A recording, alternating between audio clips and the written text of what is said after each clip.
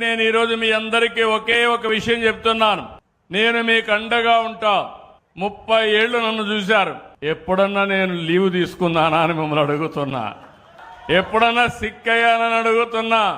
నిద్ర లేస్తే నిద్రపోయే వరకు మెషిన్ మారిగా పనిచేస్తున్నానా లేదా అని మిమ్మల్ని అడుగుతున్నా. అవును అంటే చేయలేదు చెప్పండి అవునని. నాకు ఎంతో పైన నేను కష్టపడాలి.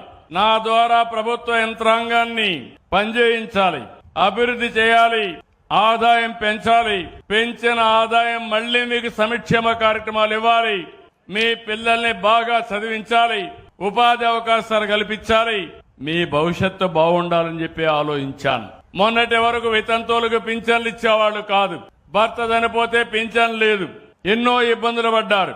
ఈ రోజు నేను వచ్చిన తర్వాత ఒకటే చెప్పాను, భర్త చనిపోతే ఆ నెల నుంచి ఆయన భార్యకు పింఛనిచ్చే విధానం, వితంతో పింఛనిచ్చే విధానాన్ని తీసుకొచ్చామని చెప్పి కూడా నేను మీకు తెలియజేస్తున్నా. ఈ నెలలో మీరు చూస్తే 3,14,7,872 మందికి వితంతు పింఛన్లు కొత్తగా ఇచ్చాం. ఒకప్పుడు గాని ఒక నెలలో గాని తీసుకోకపోతే రెండో నెల ఎగ్గొట్టేవాళ్లు.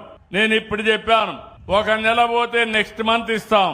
ఇలాంటిది ఈ ఒక్క నెలలో 1,20,187 మందికి 101 కోట్లు మీకు ఇచ్చాను.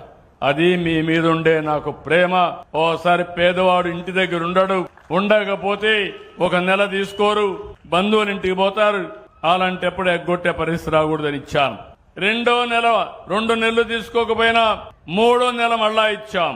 అలాంటి వాళ్ళు 3 నెలల్లో ఈ నెలలో 11,986 మందికి ఇచ్చాను. ఇదొక 15 కోట్లు ఇచ్చాను. నేను కూడా మిగలబెట్టుకోవాలంటే ఈ 3 మిగలబెట్టుకుంటే దగ్గర 130 కోట్లు మిగులుతుంది. నా ఆలోచన అది కాదు. పేదవాడి జీవితంలో వెలుగు రావాలి. పేదవాడు ఎక్కడుంటే అక్కడ ఎన్డీఏ ప్రభుత్వం ఉండాలనే ఉద్దేశంతోనే ఇవన్నీ నేను ఇస్తున్నా.